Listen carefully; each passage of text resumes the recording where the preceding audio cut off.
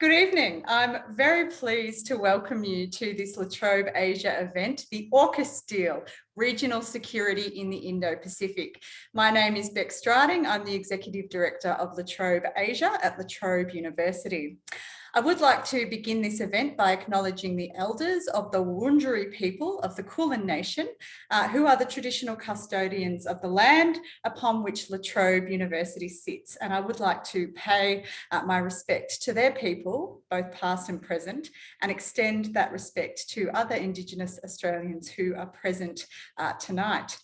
La Trobe Asia is very proud of our efforts to engage the public in thoughtful debate and to deepen our understanding and knowledge of the region in which we live.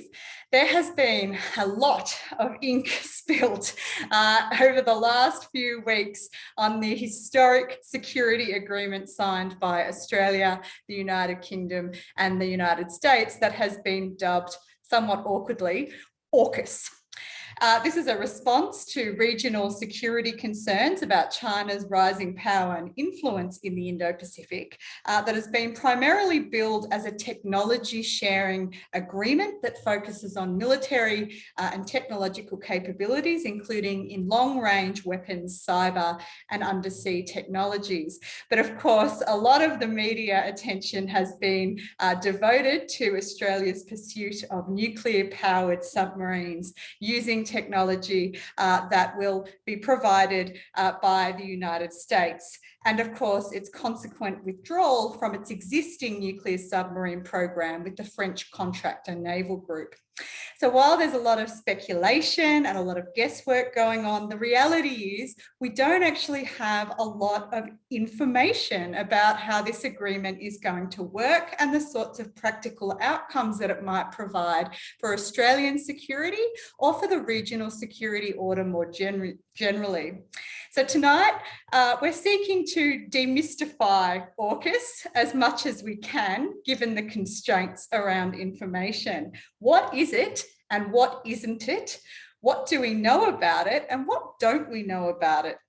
And tonight, we also want to reflect on what the agreement means for Australia's relations with other states in our immediate neighbourhood. How have Pacific and Southeast Asian states responded to this agreement? And are any of the diplomatic rifts that have emerged likely to be temporary, or are they reflective of some of the broader cleavages in the approaches to security challenges that have been adopted by different states across the region? I'm really delighted to be joined tonight by an exceptional panel of experts to really unpack this agreement and what we know about it. Dr. Powles is a senior lecturer at the Centre for Defence and Security Studies at Massey University and an associate scholar with the Macmillan Brown Centre for Pacific Studies at the University of Canterbury. Her research focuses on security and the intersection of geopolitics and local security dynamics in the Pacific. Great to have you here, Anna. Professor Peter Dean is Chair of Defence Studies, Director of the University of Western Australia Defence and Security Institute, and a Senior Fellow at the Perth US Asia Centre. That's like 3 different jobs right there, Pete. He's also a very well-regarded historian with an extensive background in military and defence studies. It's terrific to welcome you here, Pete.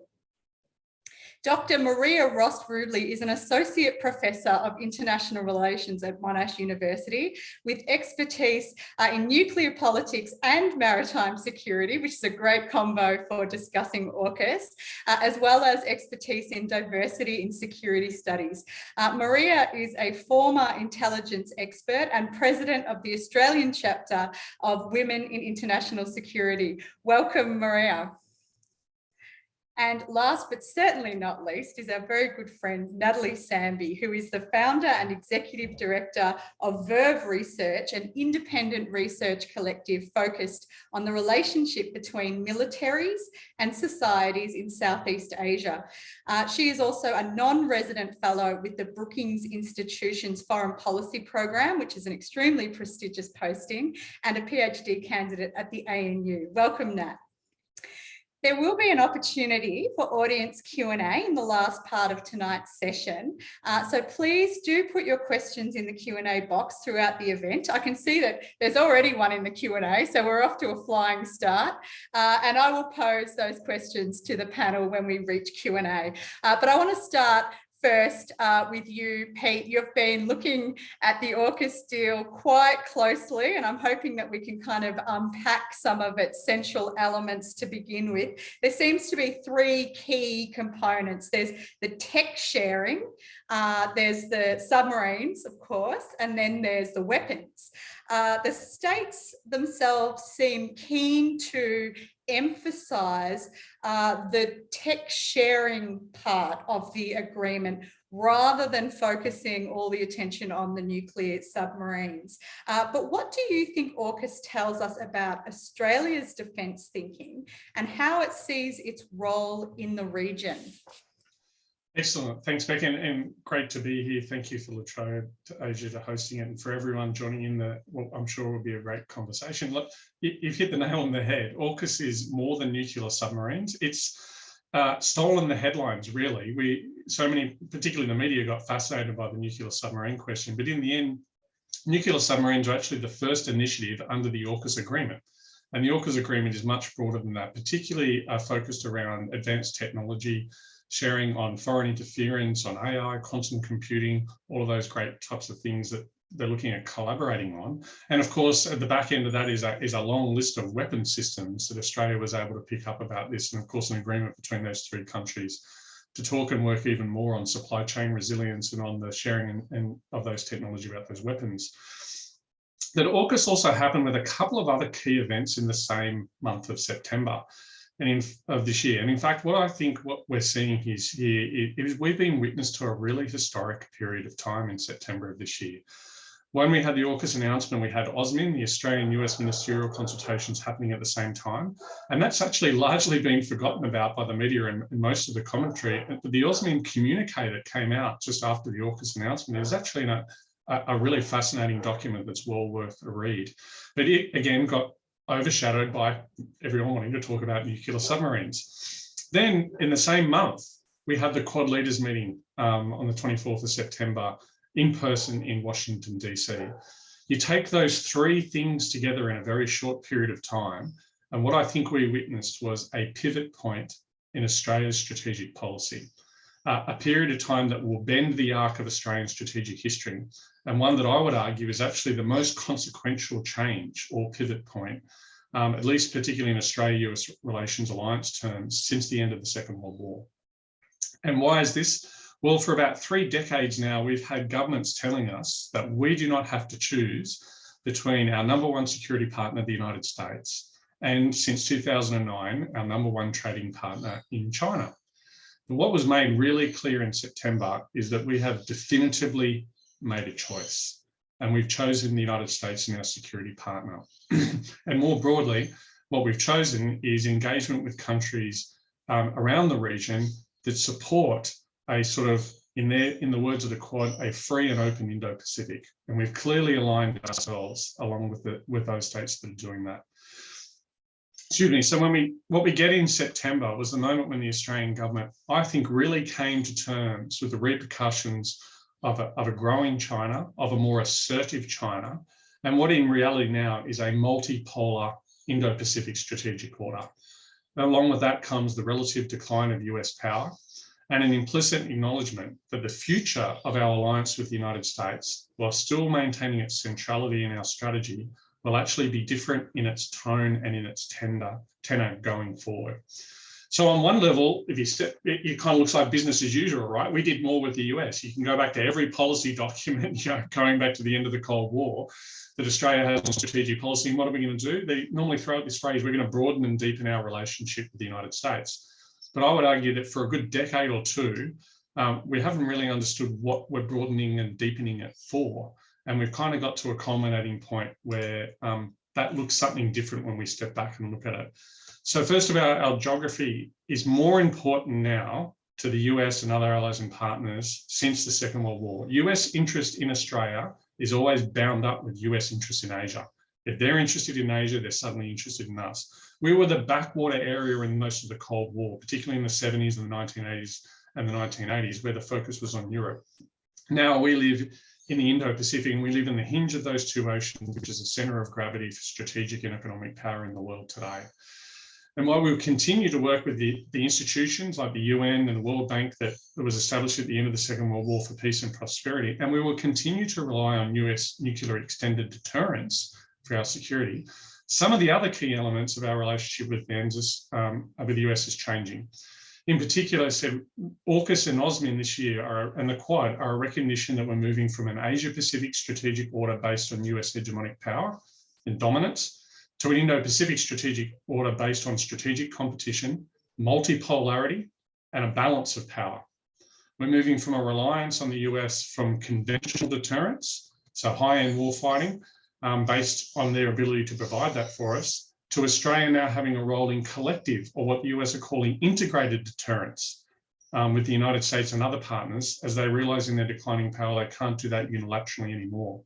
And we're going from supporting a rules-based order based on international norms buttressed by US leadership and for a period US hegemony, to a changing rules-based order based on multipolarity, a balance of power, and as I said, the relative decline of the United States. So when you go beyond the glitz and glamour of nuclear submarines, and I'm sure we'll talk about that plenty at some stage, and I'm particularly interested in hearing Maria unpack what the nuclear part of that really means for us. And you survey what this really means, I think we've actually witnessed an exceptionally profound moment in the change to the way that Australia thinks about and will do strategy into the future.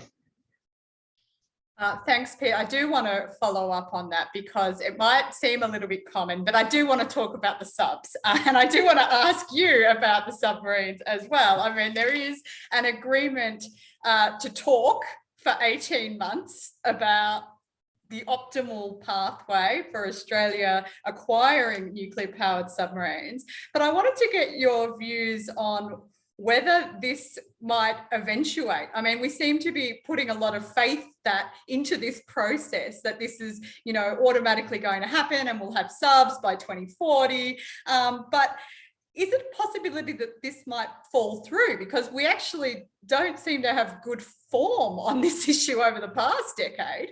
So what are your thoughts, and what would be the consequences for Australia's security interests? Are we going to expect that the Collins class submarines that we have are going to limp into the middle of the century? Well, I think we're going to have geriatric submarines that we're depending on staying in the water and hopefully, you know, being able to continue to operate. You hit the nail on the head. We have an agreement to talk. The government's asked us to, as the Australian people, to take an enormous leap of faith here. We've got the only thing, we don't have a submarine agreement. We had one with the French to build one. We cancelled that. We have no submarine agreement at all at the moment. We have an agreement to talk to the UK and the US over the next 18 months of how we can develop a proposal and a pathway, an optimal pathway to acquiring a fleet of nuclear-powered attack submarines that may not turn up to 2040 or 2050. And if the government's really worried about the strategic environment now, and they told us last year in the Defence Strategic Update that the 10 years of warning time for major conflict is gone. We're now only got 9 years on the timetable if it does really happen, but the submarines won't turn up for another 10 years after that, if we're kind of lucky. And it's an agreement to consult and consult only. And what we've learned over the last couple of years, at the cost of $2.4 billion of taxpayers' money, is that we don't want an overpriced French conventional submarine. Now, $2.4 billion is a lot of money to spend on figuring that out. That takes you back to the Tony Abbott decision of basically having this competitive evaluation process where, let's face it, it looked like we were trying to angle for a Japanese submarine deal and managed to annoy them in the process when that didn't happen. But the key thing that any real submarine expert will tell you back in the Tony Abbott days is the competitive evaluation process was broken because what it didn't include was an evolved Collins-class submarine. That was not allowed to be put onto the agenda at all. And because basically everybody thought that if they did put it up, it would probably win the evaluation process, and the government at that stage wanted to play strategic politics with our submarines instead. So when we come back to this, we've got 18 months. That's a lot of pressure for the government. After years of trying to build a conventional French submarine and saying we can't do it, 18 months is a very short period of time to try and figure out how we're going to do this. And this is going to be, are we going to build them in South Australia? Are we going to lease them? Are we going to buy them from overseas? Are we going to do a mixed or hybrid build? We don't know. Optimally, what we would do would be to lease a submarine from the US or the UK. We'd probably get something much quicker, potentially in the next 5 years. But what's really clear is they don't have any spare submarines to lease because they're at production capacity themselves. And because they're worried about the same strategic environment we are, they are trying to build and refurbish and modernize their own submarine fleet as quickly as possible. So the other big question is going to be, can we basically help support, say, for instance, the Americans increasing their capacity to build additional submarines, have the first couple maybe off the shipyards from those, and that would actually be advantageous to the Americans as that would, in the long term, build their own capacity to build submarines. Or the same question with the UK. Is it going to be a UK or US submarine? Well, that's how's that internal competition going to work? We've got a UK submarine for the first time in 7 years, nuclear submarine visiting us in Perth. Surprise, surprise, why did the British decide to do that? Well, to give us a look at their submarine. Then we have a panel that was revealed in the media the other day that's going to be overseeing and looking into this, which is stacked full of US submarine officers. So the bent of the Defence Force seems to be already leaning in one way. And of course, for the Brits, they've announced their Astute class submarines, they're going to stop building them. And they're already into a phase of looking at the new build. And one of the things that you can say with defence capabilities, if you build something from scratch that's new and not proven, the alarm bells start to go off about how badly this can go off the rails, like trying to convert a French nuclear submarine into a conventional submarine. So it would make more sense on many levels to get the American submarine.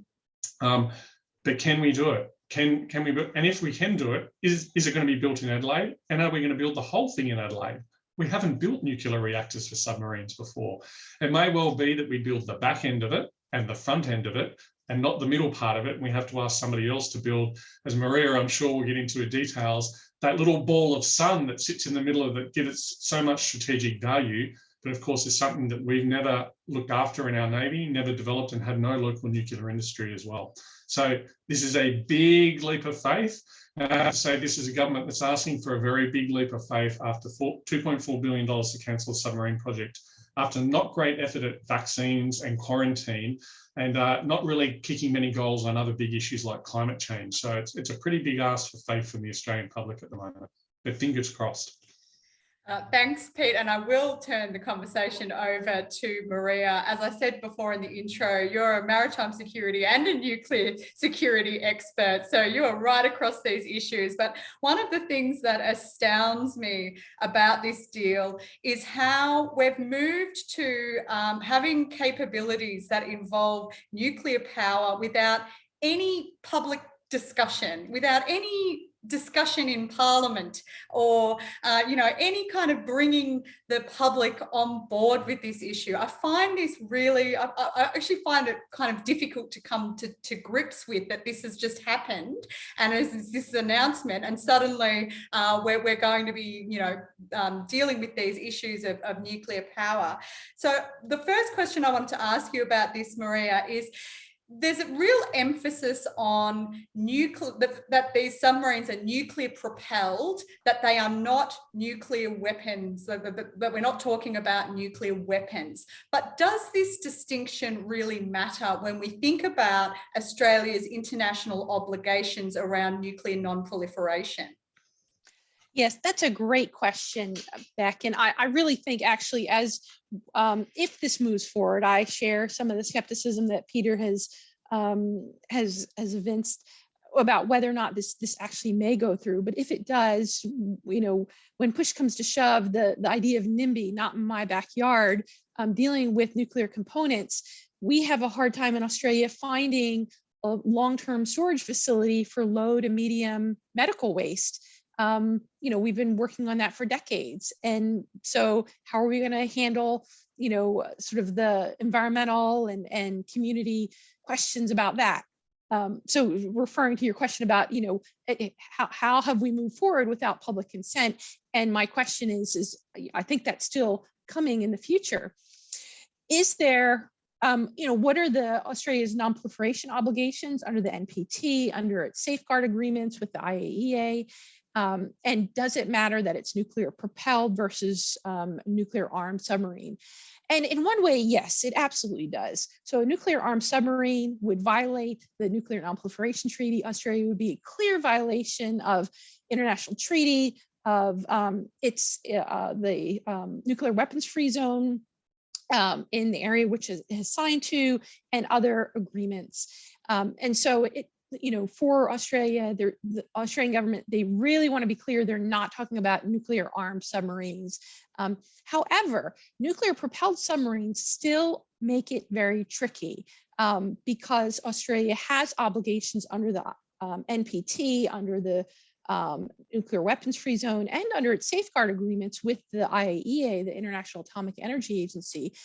And when you're dealing with naval nuclear material related to military purposes, the official language is non-prescribed military purposes. So you're allowed to use it for military purposes, but it doesn't have to be under IAEA safeguards. And this raises a lot of concerns because Australia does have a nuclear industry, a small civilian, medical and research reactor, and it's internationally known for the research that we do here, but it has nothing to do with military activities. And so the question is, how would Australia and how would the IAEA handle the fact that we will have highly enriched uranium, this is uranium that technically could be taken and used in a bomb with very little adjustment. I mean, there's some things that have to be done, but it's not as though this is material that's used, for example, in a nuclear reactor that's low enriched uranium that you have to there's a lot of effort you have to put into it to make it into a bomb. Highly enriched uranium, that's the type of fuel that would be going, from what we understand, will be going into these submarines. That can be used in a bomb pretty directly. And so how can the international community be assured that that's not going to happen, that there won't be diversion of material? And people say, oh, it's Australia, you can trust Australia. And on the one hand, I do think that's the case, but on the other hand, there are international standards that countries agree to, and so everybody's got to adhere to them. And finally, there are other countries that are very interested in nuclear submarines, South Korea being one of them. South Korea actually having a very mature shipbuilding program where they build their own submarines, and could certainly also have advanced nuclear technology, could certainly build their own nuclear submarines. And so, how do we figure out these safeguard agreements? These questions have not come up before. I mean, they've come up briefly with regard to Canada and actually South Korea and Brazil, but we've never had to actually explore them because Australia would be the first non-nuclear weapons state to have a nuclear propelled submarine program. And so it is easy to gloss over and say, oh, they're not nuclear armed, so it won't be a problem. Actually, there are problems, and there are lawyers looking at it right now with the IAEA. The IAEA has said they've already convened a special panel to try and figure these issues out. That's really interesting, and I wanted to follow up on that and the small domestic nuclear industry that Australia has, and whether or not that's likely to mean that Australia could become reliant on the US for powering the subs, if in fact they do get built. Yes. I mean, look, this is a really tricky question. Again, what do we know and what don't we know? We are pretty sure this will be highly enriched uranium in these submarines, but where will that fuel come from? Now, and I think it's really interesting that the government has not, they've been so clear in saying we will not have nuclear weapons on board. Why haven't they also said we will not be producing our own highly enriched uranium? Because that would be a real concern. That wouldn't technically violate Australia's standards, its treaties and agreements, but it would raise concerns around the world for a lot of reasons. Because if you can make your own highly enriched uranium for nuclear submarines, you use the very same equipment to make highly enriched uranium for bombs. But if Australia is just going to be taking highly enriched uranium from the US, which is actually what the British do, in their submarines, then basically we'll get a package. We'll get the nuclear reactor, and it will be sort of installed in the sub, whether they're built here or built overseas.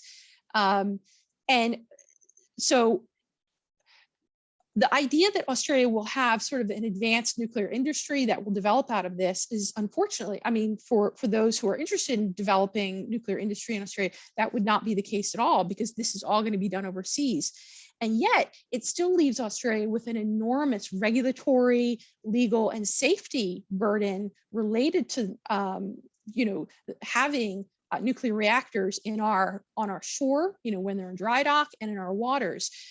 We've got to have people trained, submariners, maintenance personnel, safety and quality control frameworks established, environmental protection frameworks. We have to think about installations and infrastructure, and then we have to think about potentially changing some of our national laws that relate to nuclear. So it's almost as though we get the worst of both worlds. We wouldn't be developing a nuclear industry, in terms of, things that we can sort of make things with or export, but we would bear the burden of all of the regulatory and safety frameworks that would need to be developed. Yeah, thank you, Maria. You mentioned, sort of reactions from other states around Australia's move here. So I wanted to bring Natalie into the conversation. We've heard a lot about the French response. They're not happy. They're very clear about this idea that Australia's sold its sovereignty down the river, and have been very explicit about their displeasure, particularly around how AUKUS was announced. But I guess we're more interested here about the immediate neighbourhood, and so you wrote a great piece on Jakarta's views on AUKUS, and of course Indonesia is an incredibly important state for Australia to be thinking about. So I was wondering, are Indonesian leaders really concerned about AUKUS, and if so, what's driving these concerns? Yeah, no, it's an important question, I think, for Australia, given that we have been investing more and more in our not only diplomatic relationship with Indonesia, but particularly our defense relationship. So ensuring that strategic trust is there, transparency is there, and that we're really acting as a partner of the region and not trying to get ahead of what our bigger, more important partners are doing is really important to Jakarta. So, I think I wasn't surprised at all when there was a sense of, minor pushback is probably how I would characterize it. Yes, there was concern. Absolutely. And if you look at the Foreign Ministry statement, which was released the next day after the AUKUS announcement, it's really carefully worded. So if we take the Foreign Ministry's wording, it says that it views a submarine decision, not AUKUS, the submarine decision cautiously, and is deeply concerned over the continuing arms race and power projection in the region. So reading between the lines, there's not technically an issue with AUKUS. It's just about the idea, and as Maria raised, the uncertainty about what are these submarines actually about, and what is the potential down the road for us to just, flip a switch and then all of a sudden arm ourselves in ways that would be inimitable to Jakarta's interests. The other elements of the Foreign Ministry statement that I want to emphasize, which are totally within keeping of Jakarta's outlook and approach to the region, particularly norms-based, as Pete said, with the idea that, it emphasized the nuclear non-proliferation obligations. Again, totally within keeping with the spirit of Jakarta's foreign policy, free and active foreign policy, particularly where, norms and regimes are concerned. The Treaty of Amity and Cooperation, of course, it's an essential part of ASEAN, the Association for Southeast Asian Nations, of which Jakarta feels is a critical component of Indo-Pacific regional order building, and of course the United Nations Convention on Law of the Sea. So to give an idea of what Jakarta's concern was, it was the preservation of existing instruments of order building and ensuring that not more instability will be caused by the introduction of nuclear powered submarines and the unknowns from that, not from the fact that Australia has decided to enter into a security agreement with the United Kingdom and the United States. Now, after that, of course, there were a range of op-eds expressed. Everything from, Australia as a deputy sheriff, again, we're not going to shake that one for a while. That was a senior editor of the Jakarta Post who said, you may laugh, but Indonesia should not be surprised if Morrison persuades Papua to emulate East Timor, if Papuans do not feel if they're at home in their own motherland. We can't necessarily sweep history under the rug. And Australia's participation in Interfet has this amorphous linkage with the idea that we helped liberate East Timor, which is Timorese liberated the Timorese. But the perception that we had a role, an instrumental role in disrupting Indonesian sovereignty, which is a critical part, not only of how the nation sees itself, but the defense establishment, anything that gives that sort of sense of suspicion will provoke, again, this unsurprising reaction. And again, another senior diplomat said, Australia may change the geopolitical landscape of the region. Another scholar said, from an NPT stance, AUKUS contravenes the spirit of the NPT. So again, a range of senses of concern there. But of course, there is a benefit from having AUKUS for Jakarta, and it may not be said so explicitly. Indonesia does have a China issue. We can't deny that. That in particular, the biggest manifestation of that is the flagrant manner in which Chinese vessels, whether they be survey vessels, maritime militia, or Coast Guard, cross in and out over the exclusive economic zone of Indonesia, which overlaps that section around the Natuna Islands, which overlaps with the Nine Dash Line.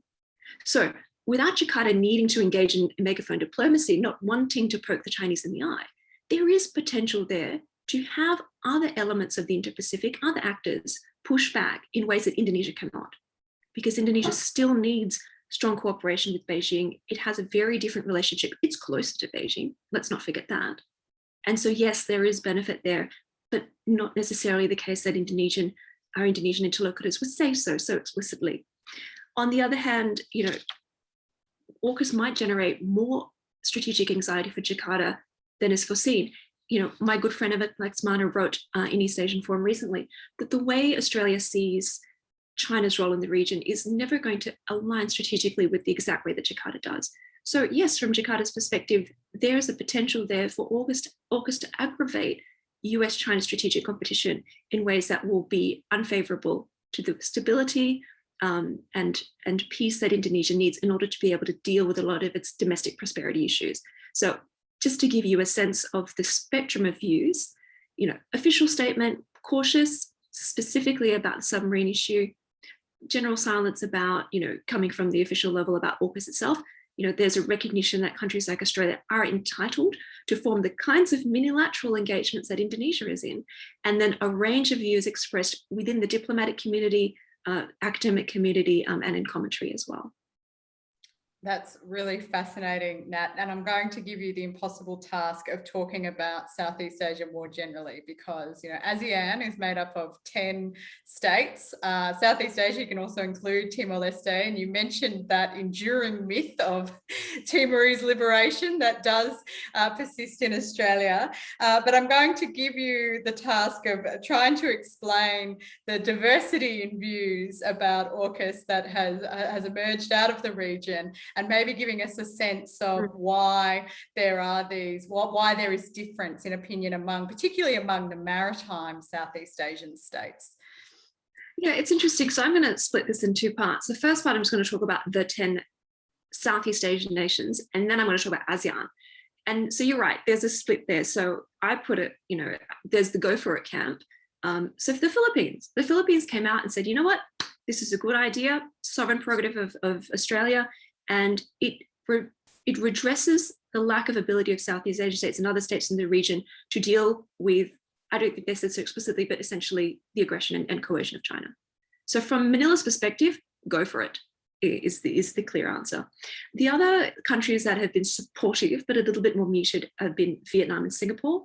The ones that have been the most critical have actually been Indonesia, again, one of our most important strategic partners, Malaysia, who actually said that we need to go to Beijing and consult what they think. I mean, did you not read the papers? It's pretty clear Beijing was not happy about it. So it's an interesting statement for Kuala Lumpur to make in terms of needing to go and consult Beijing. Cambodia actually came out recently, like 3 weeks after the AUKUS announcement, and then actually made statements that they were concerned about the instability that this might bring as well. And again, you can read into maybe the kind of more complex relationship that Cambodia enjoys with China than a country like the Philippines, which has had quite an ambivalent, rocky relationship, being the country that actually took China to arbitration over, over maritime issues. And then there's a third camp. So we've got, yeah, go for it. We've got the yeah, but kind of, caution. And then you've got the silent group. And into that, you find no official statement. And correct me if I'm wrong, anyone, Thailand, Myanmar, Brunei, and Laos. And so again, it's the degree to which these countries have traditionally made statements. Like Laos is not particularly a very vocal diplomatic actor within Southeast Asia.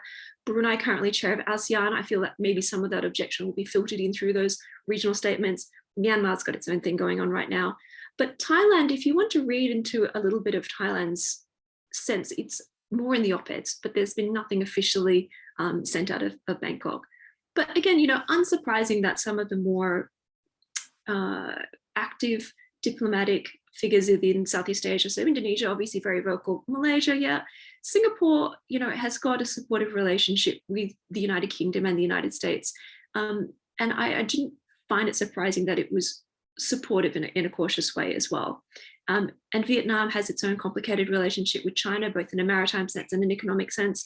So again, there's a sense of comfort with having more actors in the region that might help balance out what could be what has been for Vietnam coercion in the past.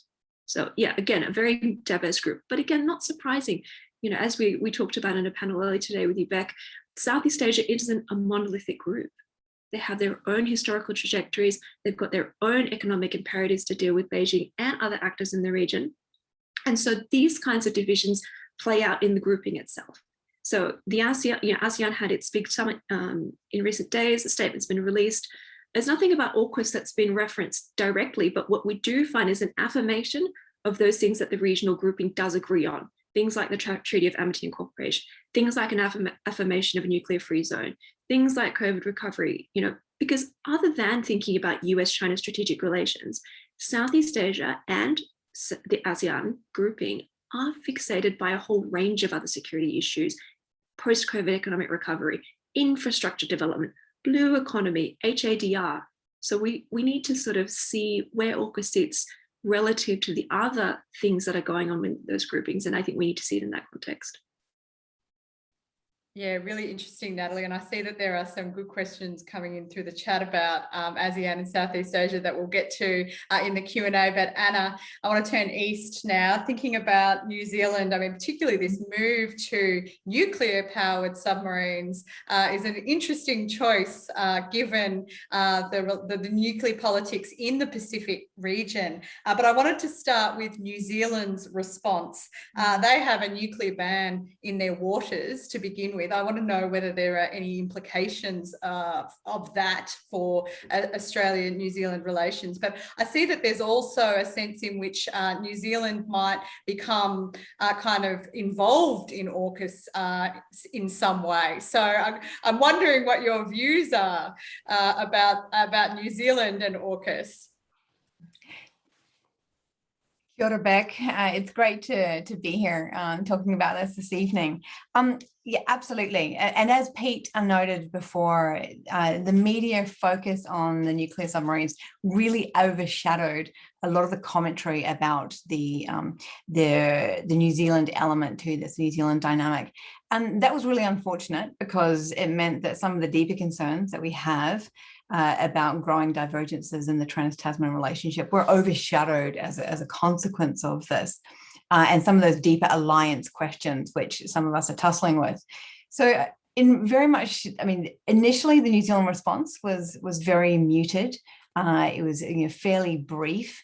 Prime Minister Ardern was questioned by the media about why was it New Zealand wasn't invited to join AUKUS. I think it's fairly obvious why New Zealand wasn't invited to join, and she immediately responded to that straight away about that New Zealand would not have expected to have been asked, obviously because, not least because of the nuclear element to this, but also just simply too because of the very different capability set that AUKUS is talking about.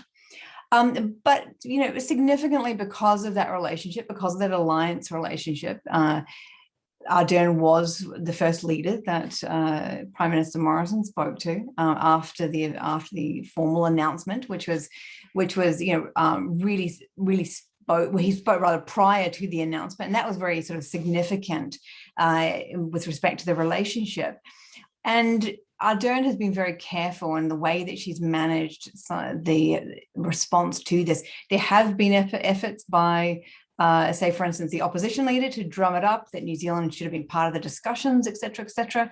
But that's, domestic politicking in a time of COVID more than, really sensible type of responses. But what came out very clear from Ardern, and I think this is very much a perspective of, a consensus sort of perspective in New Zealand, was that firstly, Ardern responded to concerns about militarization of the region, and that certainly was one, particularly from the Pacific, and also New Zealand's own realities as a small state, by emphasizing again that the collective objective of all partners needs to be the delivery of peace and stability and the preservation of the international rules-based order. And that very much spoke to the concerns that were emanating out of the region. Which brings me to the second point, which really drove New Zealand's response, was that, so Ardern reiterated that New Zealand is a Pacific nation and therefore viewed foreign policy developments like AUKUS through the lens of what was in the best interest of the region. And this was really significant because it made that clear distinction between where New Zealand is situating itself strategically and that strong sort of Anglophone tone to AUKUS and the divergence between Australia and New Zealand as a consequence of that. And for that reason, AUKUS is very much is actually very much an inflection point for New Zealand.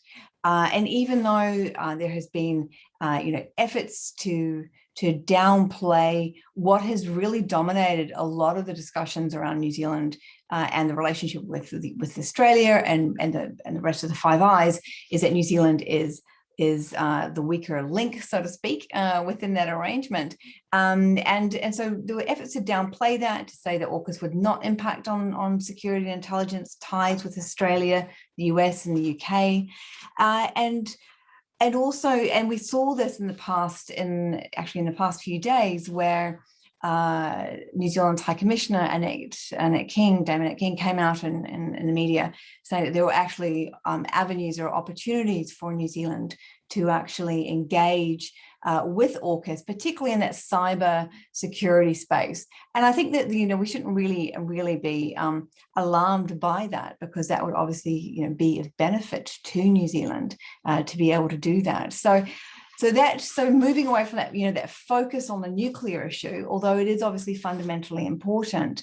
And yes, nuclear's ban on New Zealand's nuclear ban on nuclear powered or nuclear ships is certainly not new. I mean, it dates back to 1984, obviously, when, as many of you would recall, when the United States suspended its security obligations to New Zealand under ANZUS, when New Zealand denied entry into the USS Buchanan. But New Zealand's anti-nuclear stance is very much, it's bipartisan, it's very much part of New Zealand's strategic culture and identity, and very much kind of the cornerstone of that independent foreign policy that we hear so much about and never can quite pin down often. But it is legislated. It's legislated in the New Zealand Nuclear Free Zone Disarmament and Arms Control Act in '87, and it certainly is very unlikely that there'll be any kind of shift to that.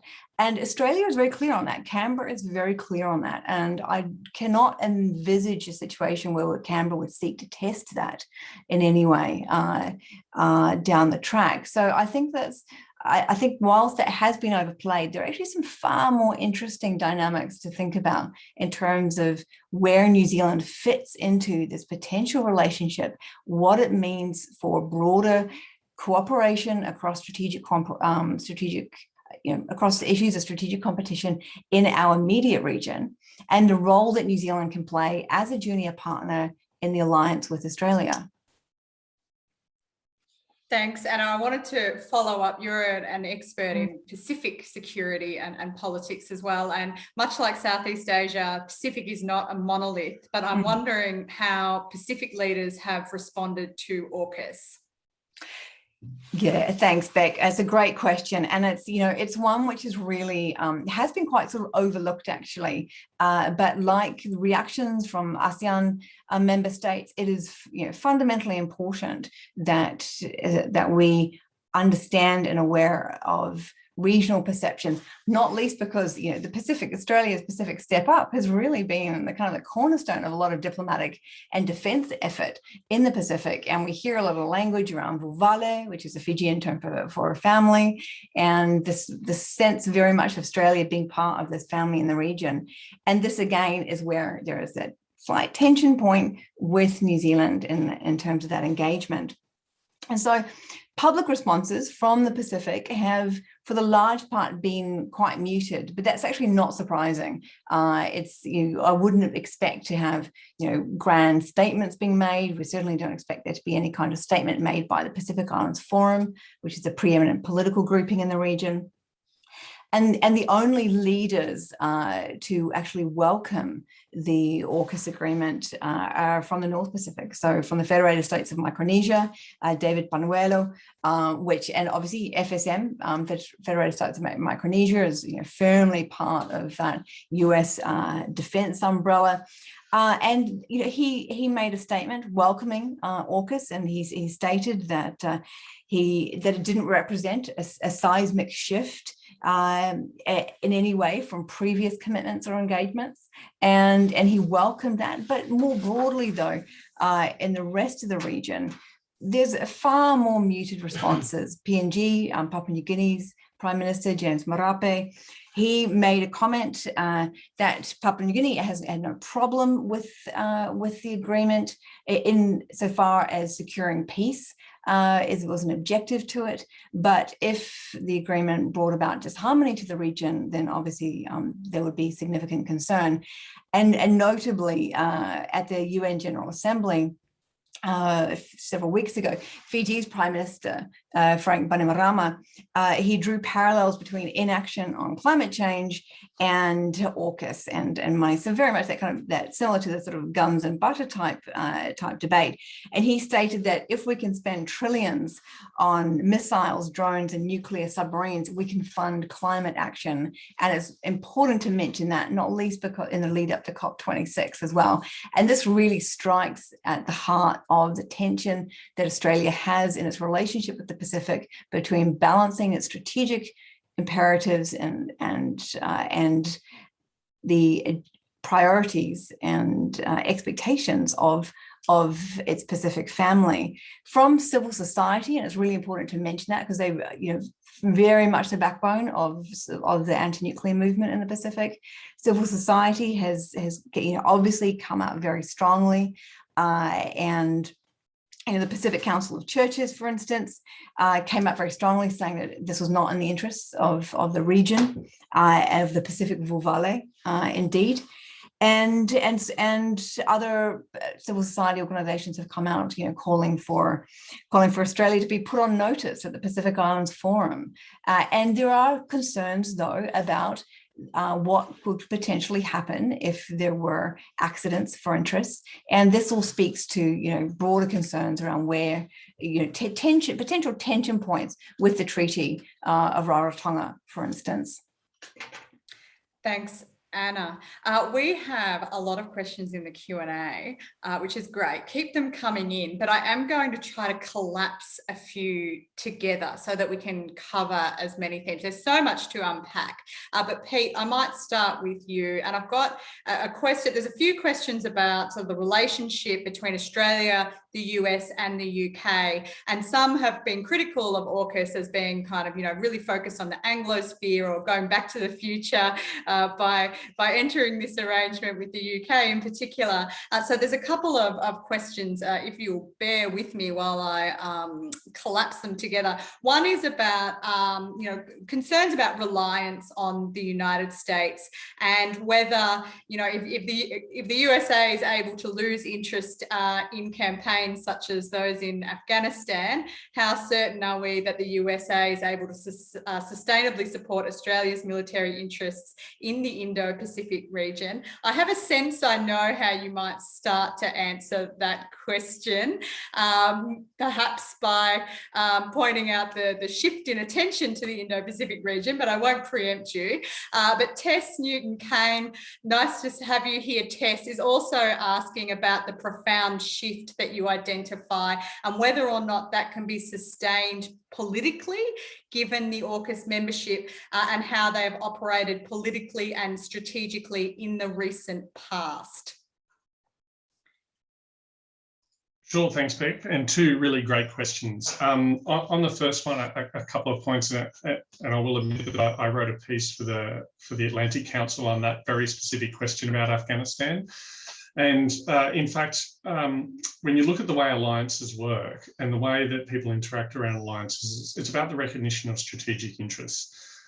There's a theory about alliances where people, what's called past action theory. So we'll look at the past of how the US has behaved towards Afghanistan and say, well, they're unreliable, so therefore they're unreliable over here. There's been an enormous amount of academic research on this. It's basically proven that past action theory does not work in the way alliances work. What it is about Australia identifying what its interests are with the United States and where they collide or don't collide on specific areas or topics of area of interest. In fact, I would argue that it's actually in Australia's interest that the US withdrew out of Afghanistan. This was a conflict that they'd become bogged down in. It was a massive distraction on what was happening in the Indo-Pacific. It was sucking up a huge amount of resources. And of course, it was not a campaign that was popular both in the United States or Australia. And in fact, what this allows the United States to do is actually focus more of its interests on the Indo-Pacific region. The Biden administration has said that the Indo-Pacific region is their priority, and they're undertaking a global force posture review of their military at the moment. And what I expect will happen out of that global force posture review, and certainly what the kind of the leaks or the scuttlebug and the talk that's coming out of, is that the withdrawal out of Afghanistan is basically pre-positioning the US for a broader pullback from the Middle East, where they don't have the same number of strategic interests that they used to have, and to allow them to move diplomatic, economic, and military resources over to the Indo-Pacific, where they're facing much bigger and, to be frank, more existential challenges to their role in regional order. So I think it's actually a benefit. This is actually, to be honest, some strategic sense being judged in Washington to get out of a dead-end conflict. Now, I say that with, also the great trauma that our friends and partners in Afghanistan are going through. We can never underlay the impact on the civilian population. From a broader strategic point of view, though, it was a smart thing to do. It was the wise thing to do. If nothing else that we saw by the quick collapse of the Afghan government to the Taliban is that the people of Afghanistan did not support that regime. And without that support, it was never going to be successful, no matter how much money we threw at it and how much longer we stayed in that conflict. In terms of Tessa's questions, I think it's very sustainable politically because of the long, deep nature of the relationship. Now, I was one of the ones that made that Back to the Future sort of analogy as well, and it looked very white and Anglosphere approach. But those three countries weren't looking at it in that respect. I think what they were looking at is these are three core countries, a part of the Five Eyes that we mentioned before. What this is an element of trust. These are the two security partners that the United States have that they trust more than any other on the planet, even more than the NATO countries. Japan, South Korea are not part of the Five Eyes intelligence sharing network. What the United States has said in this agreement, it has faith and trust in their partnership with the UK and Australia in terms of their ability to actually keep the secret, and that there will be a value add for the United States back into sharing this technology and partnering this technology. We've already heard, some questions and some discussions and some prodding and pointing of Canada about taking a broader interest in involving in this. And of course, what's really instructive, I think, about the French reaction to this is the French seem to just as much, or if not far more upset about being left out of AUKUS as they did about losing a $90 billion submarine contract. And what that basically says is they were trying to position themselves as a really important power in the Indo-Pacific, and they feel that they've lost out on that. So what I actually think, I wouldn't be surprised, because this is really, it's not an alliance, AUKUS, it's a technology and weapons and other sharing pact. It's almost like an MOU in many respects.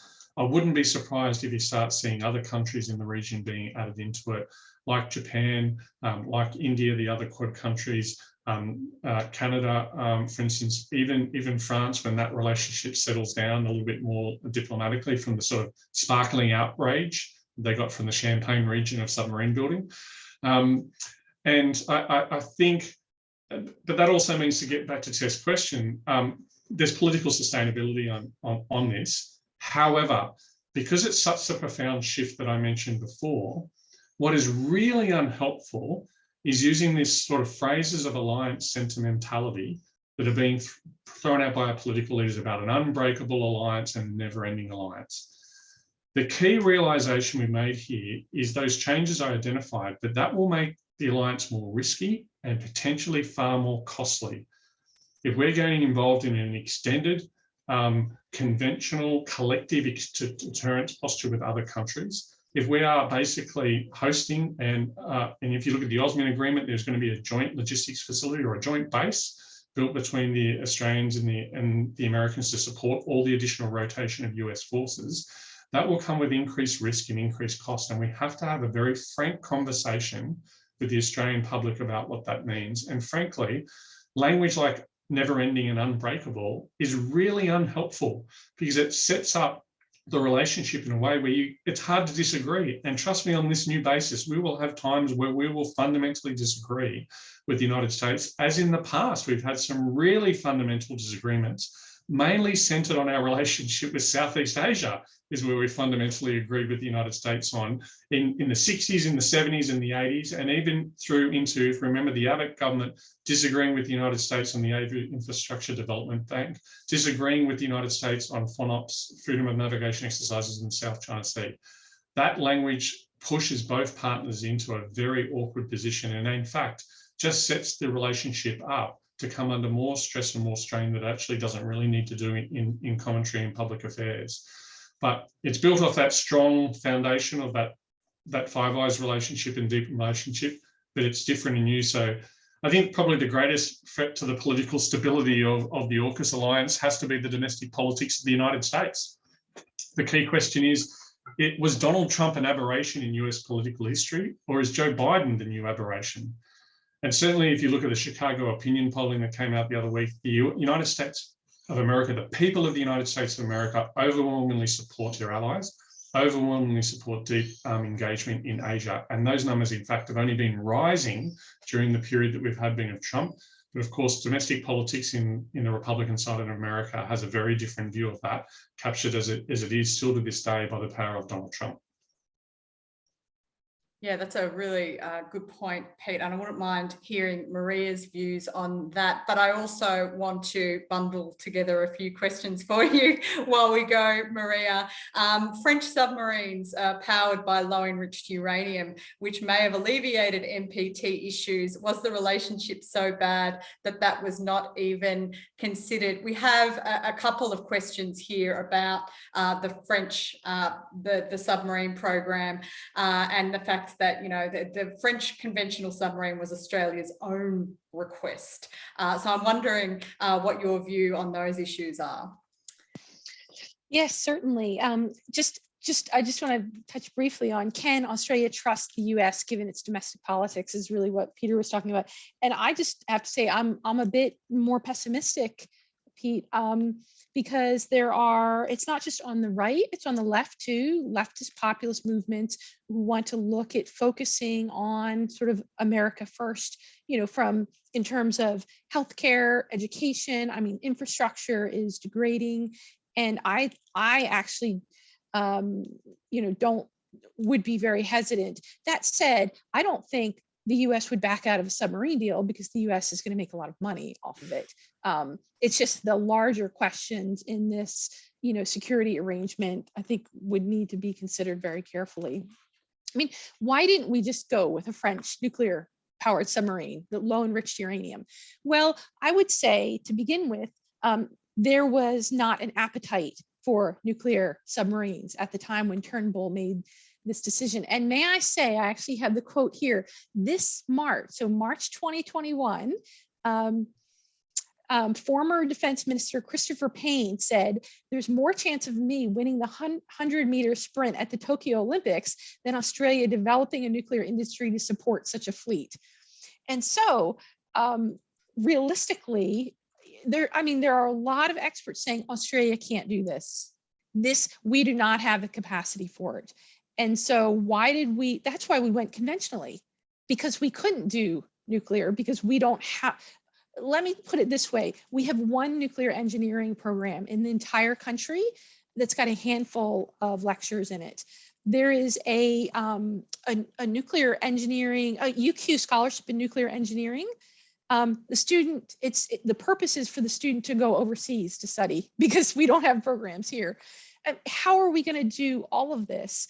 And so that's why we went with the French conventional submarine. I mean, it wasn't a good idea in that, as Pete mentioned, you don't take, anytime you're doing a large defense contracting project, you don't want to do something new. Whoever is doing it the first time it's going to be very painful for them. It's going to be a lot more expensive and take a lot longer than you thought. And so the fact that we moved ahead with this against the advice of a lot of experts out there, that was a mistake. But ditching it, especially in the way that it happened, to move to another agreement, which frankly may also not be sustainable, is another problem. So, you know, there are reasons to have nuclear submarines, and some of them make sense for Australia, but a lot of them don't. And frankly, there are a lot of experts, and I'm one of them, saying, yes, we need submarines. Let's buy them off the shelf. They're a lot cheaper. We don't have to worry about all of this nuclear related training, all of the environmental issues. And if you don't mind, I did see a question which might have been a bit cheeky about how do nuclear submarines hurt orcas? I mean, there are environmental considerations when it comes to floating reactors. Now, some people call them floating Chernobyls, and that's just not the case. They're much safer than that, especially US design ones and British design ones. But the fact is, you know, this is a nuclear reactor and you can have accidents with it. And given our lack of capability in this area and the cost, it boggles the mind, to be honest. You know, they're saying that it's going to be about 50% more than the 90 billion we were looking at with the French to get 8 submarines. When ASPE says for sea denial, to protect your coast, you need 24. So we're going to be spending a huge chunk of defense money, our taxpayer money, for, you know, I'm not exactly sure what it's going to get us other than the chance to sort of play with the US and the UK. So. Pete, I think you wanted to just add on to that briefly. Yeah, just very quickly, I totally agree with Maria that buying these things off the shelf would be far better. The problem, one of the problems is we have in Australia is we don't have an industry policy from government. We have a defence industry policy. But to be frank, the real industry involvement here in any capability is not building them, it's actually maintaining them over their 20, 30, 40-year lifespan. So it actually wouldn't reduce the ability of industry to get involved here. But in terms of getting them, as an Australian strategic policy person, lived and breathed this for the last 20 or 30 years of my life, there are 3 things, and you can't avoid having discussions on submarines. They're always at the top of the list in this field. 3 things why we couldn't have nuclear-powered submarines in the past. We had no nuclear power industry in Australia. No one could win the political debate about nuclear politics in Australian federal politics. And while those 2 could be dealt with, everyone always said the third insurmountable problem was that the US would never share the technology. And so, because they only had done it once before in 58, 59 with the British. Now that third one has disappeared, that was always the real sticking point. The other 2 seem to be solvable. The politics is solved because we got bipartisan support on this. But as Maria says, the nuclear power industry piece and building these and maintaining these, this is not a defence initiative. This is a national sovereign industry program. This is how big this is. And as Maria said, it's not $90 billion now. It's probably somewhere between 120 and 180 billion dollars. And there's an opportunity cost for that as well in all other areas of public policy. And it's just another unknown, really, because we also don't know how many are going to be built. Is it at least 8? And where did they come up with that number? As Maria points out, like, what's our thinking about how many submarines we actually need to defend an extensive coastline and the world's 3rd largest exclusive economic zone? So thank you, Maria.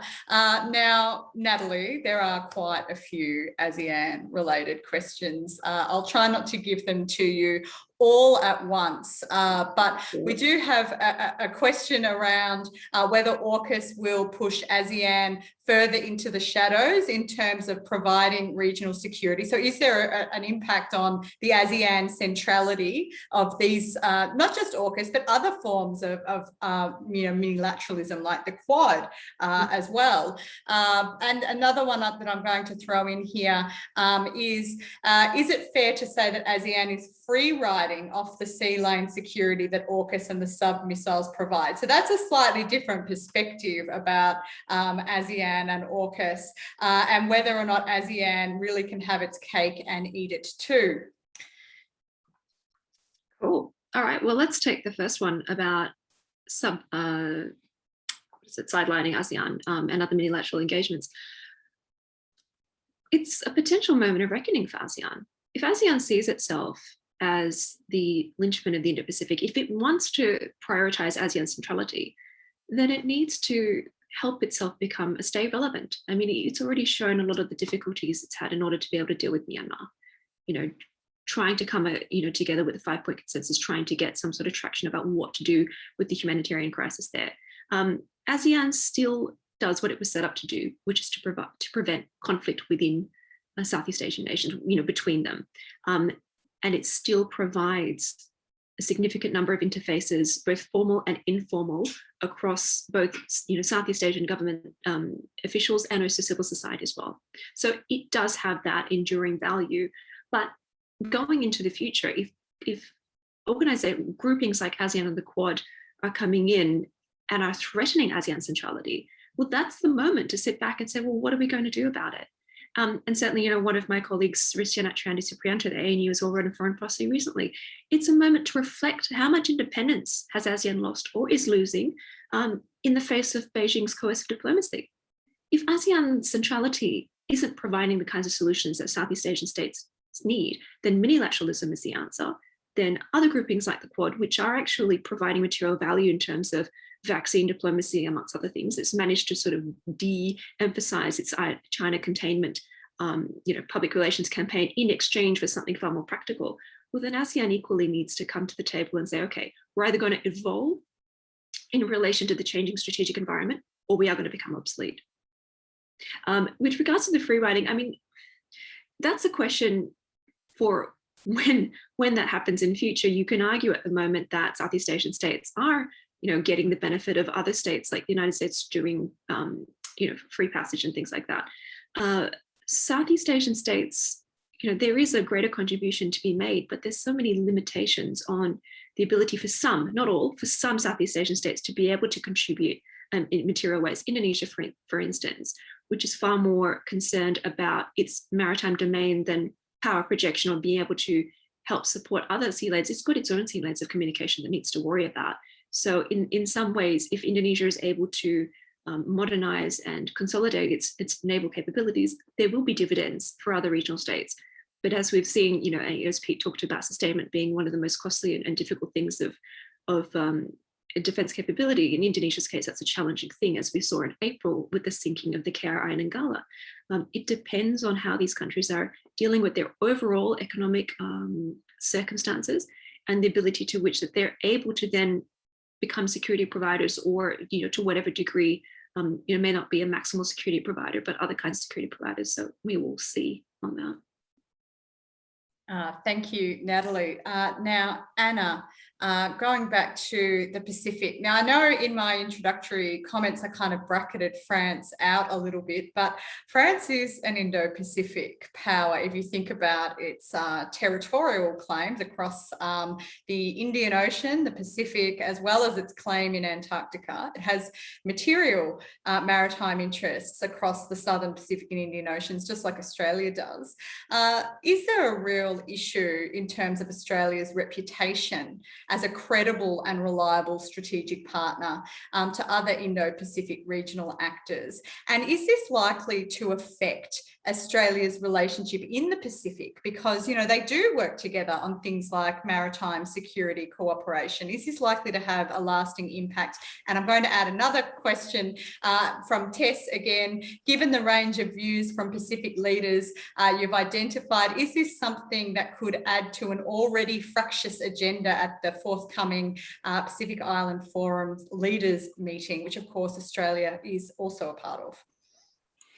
Thanks, Beck. And these are, I mean, great questions. And I think that's something that has, you know, has also been overlooked. You know, France's role in the Pacific, it is, as you say, it's a maritime power in the Pacific. It has a strong defense presence in the region. It has, you know, strong economic interests, obviously, and France's Pacific entities of New Caledonia and French Polynesia and Wallis and Futuna are all, you know, all part of France's overseas territories, and which France takes, you know, incredibly seriously.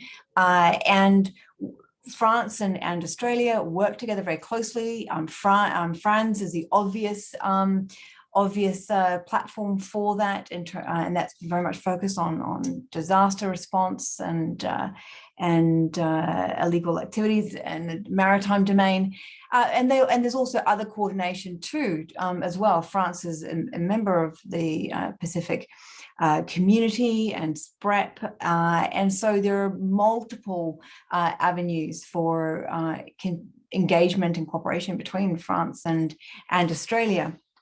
So I think what we will find is that there, you know, obviously there are strong concerns, and France has expressed those very clearly towards Australia, but the realities of security cooperation in the Pacific are such that there are plenty of opportunities to keep working together very closely, and a strong need to work together very closely. You know, we're heading into cyclone season very shortly, and certainly expected to be one of the worst, and you know, very serious likelihood of increased cyclones in the region. So, you know, from a HADAR perspective, from a maritime security perspective, resource security, illegal fishing, and so forth, these are all the areas that they will certainly continue to work together very closely with.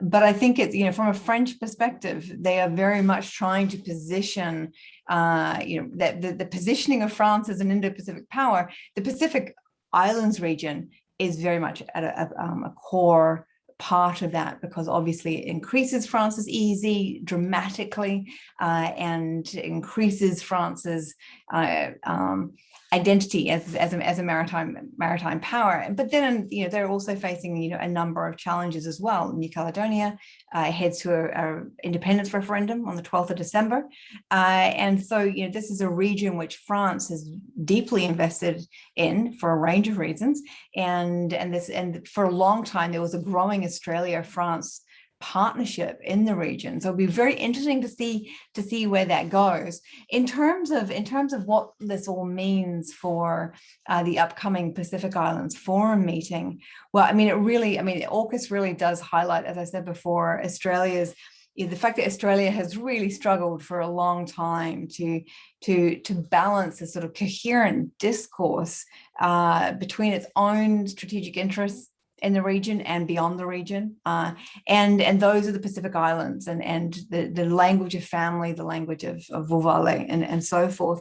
So I think you know, there certainly will be concerns, you know, potentially voiced, but quite frankly, a lot of this is going to come down to what happens in Glasgow at COP. And you know, if Australia delivered on climate promises, if it delivered on expectations and what it's really signed up to as part of the Pacific Island Forum Boy Declaration on Regional Security from 2018, if Australia delivered on climate action, then AUKUS probably would not actually be of as much of a significant concern, although obviously it still is it is a serious concern for many across the region, and because of that potential militarization.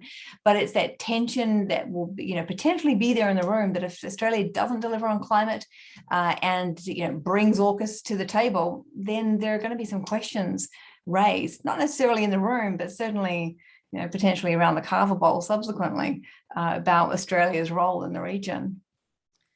Yeah, I might just stick with you just briefly, Anna, because we have a question that I hadn't really thought of before, and it's kind of the flip side of, or maybe not the flip side, but, we're thinking about Australia's credibility, but what about France's credibility in the region? I mean, is part of the reason why Australia decided that it could announce AUKUS in the way that it did, because it doesn't see France as being an incredibly important Indo-Pacific player?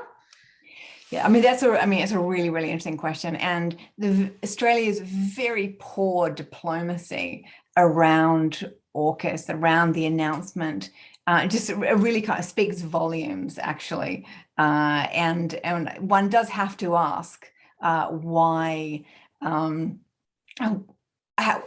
who thought this was a good idea to do this, to not actually talk to the people that you had an agreement with, and secondly talk to the folks in the neighborhood as well.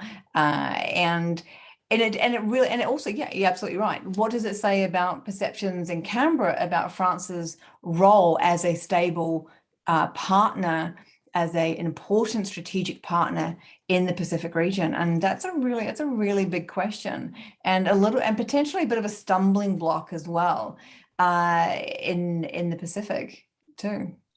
I might give Pete a go at that one as well, but I also want to ask you, Peter, what is the point of submarines? Like, I've been thinking through this myself. The Defence Strategic Update, because on the one hand, it's kind of obvious, and you talk about integrated deterrence and these sorts of concepts, but the Defence Strategic Update was really talking about grey zone challenges, and these are the sorts of challenges that are really facing regions like Southeast Asia, like the Pacific Island states in their maritime domains.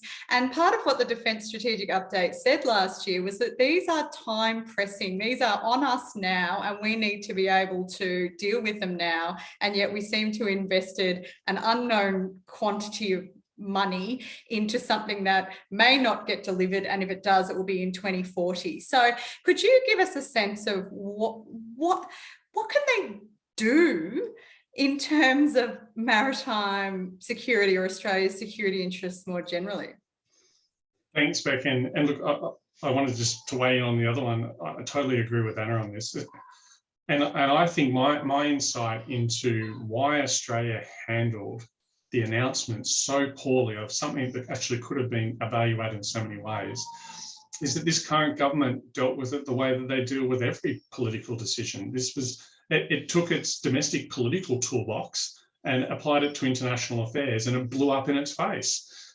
Scott Morrison came out, had a less than 11 minute and 50-second conference with a 1.5-page announcement that left more space for their people to fill than what we actually knew of ideas, and treated the French the way he basically treats people in domestic politics who have got interest groups that he's not interested or concerned with, in a very short-term tactical point of view, without taking the broader long-term view of this. The French, the French would have had to have been very blind if the naval group hadn't picked up all the signals that were coming out in the previous 12 months about how this contract was going off the rails. We were reading it in the paper almost weekly about how many problems they have, and the government made it clear at the beginning of the year they weren't going to sign the next phase of the contract, that they were going to hold that over, which should have been a massive red warning light going off to the French. But the fact that the Prime Minister broke up with the French on a text message over a $90 billion deal with one of the key partners in the Indo-Pacific, one of the countries that has the largest role in the Indo-Pacific. It has territories in the Pacific and the Indian Ocean. It's deeply invested. It had come on the journey with Australia about having more of a significant role that we've been encouraging it to have in the Indo-Pacific, and we couldn't even be bothered to make a phone call. And you saw how quickly the Americans ran away from it as well and put all the blame on us. They were like, well, we thought the Australians were dealing with this, and did a mea culpa very quickly with the French. It's just, It's like they forgot that diplomacy even exists. It couldn't really get any worse, let alone the fact that they didn't send people into the region ahead of the announcement to brief, at least on the morning or the 10 seconds before it happened, to brief key partners like Indonesia and Singapore, like New Zealand, like Fiji, like, pretty much name every important country or region. It was a really ham-fisted way of doing that. That said, nuclear submarines are great. Like, from a strategy person and a naval person, they're fantastic. From all the operational considerations, it's a no-brainer for Australia to have nuclear-powered submarines. The reason is, first of all, distance. As you said, Beck, we have the third largest EEZ in the world. We're the only island continent. We have very vast expanses. And the submarines are based in Perth, in Western Australia, where I'm based. And even to get to an operational zone to the northern waters of Australia, let alone to the South China Sea, takes the majority of their time and fuel just to get an operational station. And a key simple notion is that on publicly available information, it is estimated that one of our current conventional submarines can spend 11 days on patrol in the South China Sea. A nuclear-powered submarine can spend 77 days. And the only reason the nuclear-powered submarine has to come back is it runs out of food and the crew get tired. It will never run out of power and it will never run out of fresh water. The other thing is, as we move in, I noticed some comments here about autonomous systems and that. As we move into a world of more autonomous systems and more advanced weaponry and sensors, what those submarines need is power to power those new weapons and systems. A nuclear-powered submarine has almost unlimited power. A conventional powered submarine has to spend all its time husbanding its power and worried about its batteries going flat.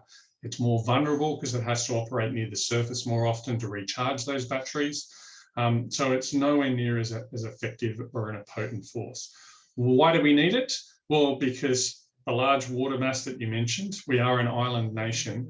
And when it comes to the conventional deterrence that we do, there is no better weapon system to deter another power of approaching Australia's waterways and its sea lines and shipping lines than a submarine. First of all, you don't know if it's there, because the whole point of a submarine is stealth, but you have to assume it is there, and you have to therefore make countermeasures. So it massively complicates any consideration for any potential adversary. And this goes to the fact that very few countries in the world operate submarines. Those that do, there's even a smaller club that operate them effectively and operate them where they can actually achieve capable things. And that's a very small group of countries because they're a very complex weapon system. These, though, weapon systems, as you point out, they're about high-risk conventional warfare. We have to worry about that stuff because it takes a long time to develop these capabilities. And if we do end up in a high-end conflict, these become much more risky and much more existential to Australia. On the other side of balancing risk in defence portfolios, grey zone stuff is happening. It's happening now. It's happening to us. It's happening to our friends and regions in the partners in the region like Singapore and Indonesia. So how much do you balance out investing more money in the here and now that has a lower level of risk and threat to you versus the may not happen but has enormous amounts of outcomes if that comes to fruition? No one wants to have a war with China or any other country in the region, but if you're not prepared for that, the consequences of that are enormous. And you need these capabilities to stop major powers who have those capabilities from coercing us using that military force. So you need to have a credible response to that as well. So defence policy is all about risk. Submarines are designed to mitigate very, very high-end risk that you hope you never have to use, but we also need to spend time, effort and resources on the grey zone, the lower end, humanitarian assistance and disaster relief. I mean, the other thing to take Anna's point about COP and climate change, we should not underestimate this. We hopefully will never go to war with China, but we have to risk that, say, we may do it at the moment. Climate change is happening. It will occur. It is here. It's not going anywhere, even if we get a good deal out of Glasgow, unfortunately. And the real risk for defence policy people like me, we go from doing humanitarian and disaster assistance relief because of cyclones and earthquakes and stuff, into people fighting, countries, nations and groups fighting over water and land and scarce resources, which is only going to mean we're going to need to use our military more. And that's a real serious concern. And climate change, as we know, is the existential threat we face now. We may or may not have an existential threat of a conventional war. Again, so how much do we balance between these two things? That's a really good point, but I wanted to bring Maria because I think that you might have a view on the utility of submarines. Yes, and I would actually agree with Peter on 90% of that. Actually, I think on most all of it. Just a couple of points, though. I mean, I think one thing, submarines are really good for anti-access area denial. If you're talking about protecting your space.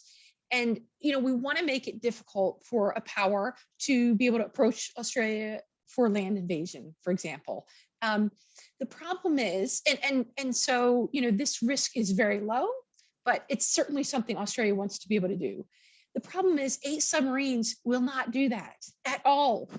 We need 24 minimum.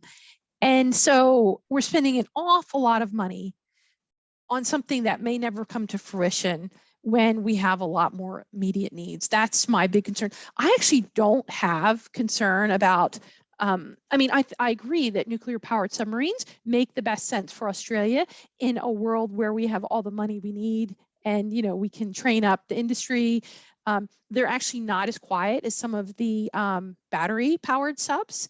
I mean, there are trade-offs, but generally they're really good. So I've actually had some people say, "Oh, you're so anti-nuclear." Well, I'm anti-nuclear weapons, but in an era of climate change, I think we have to think about nuclear.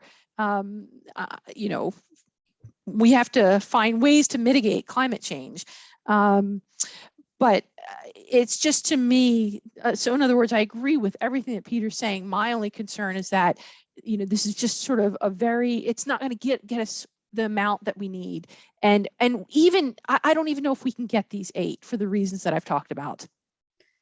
That's right. That's still an unknown in all of this. I think we agree on that one. But Natalie, I think we've got time for one more question, and I did want to take us back to ASEAN and this question about, there's a question about the ASEAN summit and whether that has or will likely to deal with AUKUS, but also a question here about what is keeping the ASEAN bloc and members individually from exploring ways to reduce their social economic reliance on Beijing so that they can have more leverage in the political and military conversation. So a bit, I guess, about hedging and what that might mean for attitudes to AUKUS.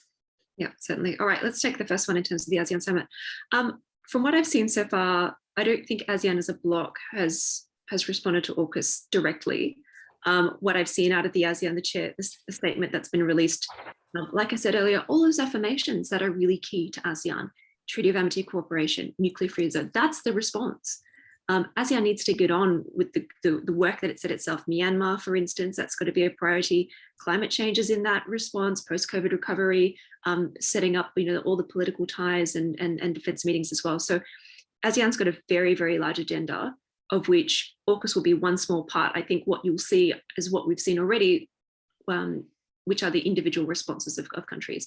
I think it's really difficult for ASEAN to have one view on AUKUS, and the best they can do is to reaffirm those blocks that make ASEAN, give it its sense of identity. It's going to be concerned with making sure that isn't undermined. With regards to diversifying reliance on countries like China, a lot of Southeast Asian states are. And it is inevitable that some of the infrastructure investment, technical support and things like that is offered by China is attractive to Southeast Asian nations. Why would they turn it away? So in the case of Indonesia, when China was prepared to act with certain groups, retired military, for instance, and to conduct operations that other states may not, why wouldn't they? Indonesia has a number of different sources of foreign direct investment, infrastructure support and cooperation, including Japan, including private entities in the United States, Australia, amongst others, but it is working on trying to diversify. It's a delicate balance between, again, this idea of what is available immediately to what is in our longer term interests. And for Indonesia, that has pressing infrastructure concerns. I think there was an ADB report recently that talked about the trillions of dollars in infrastructure gap funding that exists across Southeast Asia. Well, Southeast Asian countries have growing populations, and they've got things to get on with, and they're going to take some of the money which is available with full knowledge that there are strings attached, with full knowledge that there are costs to that. But there are efforts to diversify, and we'll see how far that goes. My colleague, my VERF colleague, Vic Tran, wrote a recent report for CSAS talking about how Vietnam is trying to diversify its trade ties away from China, and it's hard. Is the short answer. Yeah, not just for Southeast Asian states, but for Australia as well. So I would like to, on that note, thank our panelists, Maria, Peter, Natalie, and Anna, for joining us this evening. That was an incredibly interesting discussion, and we had so many questions in the chat that I'm afraid that we didn't manage to get to all of them, but I think that really demonstrates how engaging the discussion was and how interested people are in understanding not just the AUKUS arrangement, but just what it means for Australia's role in the region and regional security more generally. So really grateful that you have given us the time tonight, and thank you to our audience for tuning in as well. Our next scheduled La Trobe Asia webinar is Democracy in Malaysia, Prospects and Possibilities, and that's on Thursday, the 18th of November at 5 p.m. AEDT. But please follow us on Twitter at La Trobe Asia, or join our mailing list to find more details for online events and La Trobe Asia publications. Thank you.